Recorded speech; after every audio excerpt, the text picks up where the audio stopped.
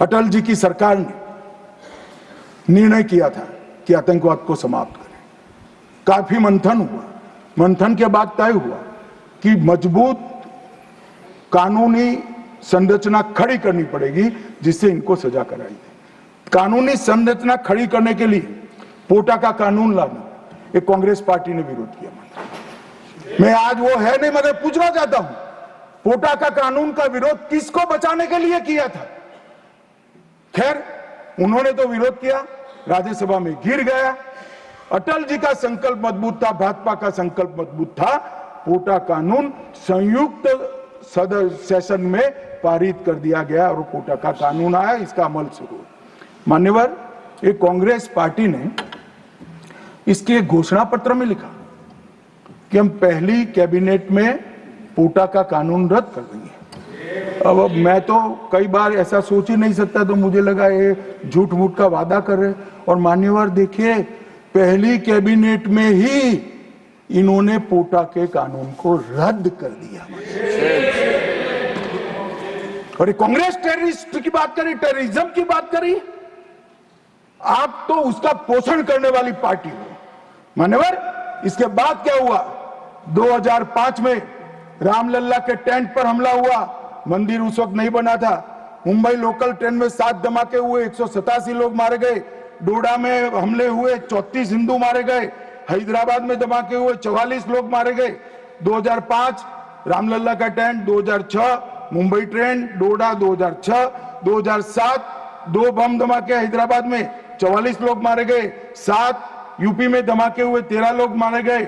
8 Rampur CRPF camp पर हमला हुआ, 2008 आर्मी के काफिले पर हमला हुआ, 10 नागरिक मारे गए। 2008 आतंकी हमला हुआ, 246 लोग मारे गए। 2008 जयपुर में 8 बम धमाके, 2008 अहमदाबाद में 21 बम धमाके, 2008 दिल्ली में 5 बम धमाके, 2010 जर्मन बेकरी बम धमाका, 2010 वाराणसी में बम धमाका, 2011 मुंबई में बम धमाका, 3 लोग मारे गए। एक भी वर्ष खाली नहीं गए मन में। और हमें पूछ रहे कि आपने क्या किया? 100 दिन तक पूछते रहे, कहां गए, क्या किया, क्या किया, क्या किया। अब मुझे बताओ भाई, 2005 से शुरू कर 2011 तक आपने क्या किया? कांग्रेस पार्टी ने क्या किया? कौन से कानून लाए, कौन से कदम उठाए, और कब जाकर पाकिस्तान पर सर्जिकल स्ट्राइक, एयर स्ट्राइक और ऑपरेशन सिंदूर का आपने प्रयोग किया? जवाब कांग्रेस पार्टी को, देश की जनता को देना पड़ेगा। मान्यवर, 54 जगह पे देश के अलग अलग हिस्सों में 609 नागरिक मारे गए। और मैं आज गर्व से देश के गृह मंत्री के नाते उच्च सदन में कहता हूं, मोदी जी के राज में पूरे देश में कश्मीर छोड़कर कहीं पर भी टेररिस्ट घटना नहीं। और कश्मीर में भी हुई, उरी में हुई, हमने सर्जिकल स्ट्राइक कर चेताया। पुलवामा में हुई, एयर स्ट्राइक कर और चेताया। अब नहीं सुधरते हैं, दुम टेढ़ी की टेढ़ी है, हम क्या कर सकते हैं? पहलगांव में करा मान्यवर, घर में घुसकर पटचड्डे उड़ाने का काम हमारी सेना। और मुझे तो कल सुबह ही किसी ने याद दिलाने के लिए, मेरी कॉन्स्टिट्यूएंसी से एक हमारी वरिष्ठ कार्यकर्ता है जिनकी उम्र 80 है, उन्होंने एक व्हाट्सएप भेजा था। उन्होंने कहा, अमित जरूर बोलना। अब मैं इतनी वरिष्ठ कार्यकर्ता की भावना को टाल नहीं सकता मान्यवर। उन्होंने एक व्हाट्सएप में वीडियो भेजा जिनमें सोनिया गांधी जी के घर से दौड़ते दौड़ते सलमान खुर्शीद जी आंसुओं से लहस बाहर आते। बाहर मैनेज मीडिया खड़ा है, उसके सामने कहते हैं कि सोनिया जी पूरी रात सो नहीं पाती है, इनके आंसू देखकर मेरी आंख से आंसू दिख रहे। ठीक है भाई, किस लिए आंसू बहाए? बाटला हाउस में वो पाकिस्तान प्रेरित आतंकवादी मारे गए, उसके लिए। अरे सोनिया जी, आंसू बहाना था तो बाटला हाउस एनकाउंटर में जो मोहन शर्मा शहीद हुआ, इसके लिए बहाते। आप किसको प्रोटेक्ट करें? मतलब वोट बैंक का एक खेल। मुझे पूछते रहे साहब, 90 दिन तक भाग गए, आप क्या कर रहे हो? 25 दिन हो गए, 35 दिन हो गए, 40 दिन हो गए, सिंदूर इसका जवाब नहीं, आतंकवादी कहां गए? चलो भाई, ये तो भाजपा सरकार है, सेना ने ठोक दिया, सीआरपीएफ ने ठोक दिया, हो गया हमारा काम। अब मैं पूछना चाहता हूं, दाऊद इब्राहिम जिसने मुंबई में सीरियल धमाके गए, किसके राज में भागे मान्यवर? कांग्रेस के राज में। सैयद सलाउद्दीन किसके राज में भागा?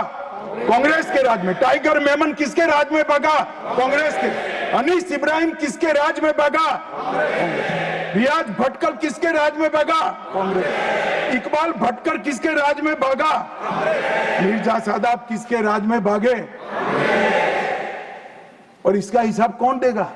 उनको मालूम था देना पड़ेगा साहब, इसलिए बहिष्कार करते। वो स्वयं भागे, आतंकवादियों को भगाया और वो भी भाग गए। और हमने मान्यवर 11 साल में यूएपीए में 2019 में अमेंडमेंट किया।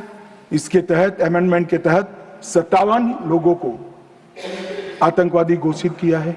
एनआईए का अमेंडमेंट किया, देश के बाहर जांच करने के हमने अधिकार लिए। एनएसए का हमने सख्त उपयोग किया, 370 को बैन किया, निरस्त कर दिया, पीएफआई को बैन किया, मैक को मजबूत किया, आईसीजेएस का हमने स्थापना किया, नफीस का स्थापना किया, पीएमएलए से टेरर फाइनेंसिंग को रोक दिया और नेट ग्रिड से माध्यम से पूरे देश के आतंकी संगठनों को एक कंप्यूटर की क्लिक पर लाकर रख दिया। मान्यवर, हमने पूरी इकोसिस्टम तैयार करी। और मान्यवर, ये जो कह रहे हैं, कल पूछ रहे थे कैसे आते हैं, मान्यवर मैं फिर से कहना चाहता हूं कि इतनी कठिन सरहद, कई जगह सुरंगें बनाते हैं और बना सकते हैं मान्यवर। इसको रोकने के हम तकनीकी उपाय कर रहे हैं, कुछ समय में ही हो जाएगा। मगर कुछ नाले ऐसे हैं मान्यवर, वहां इतना बहाव होता है, वहां कोई चौकी नहीं लग सकती, चौकी बह जाएगी। वो घुस रहे हैं, मगर उन्होंने क्या स्टैंड लिया?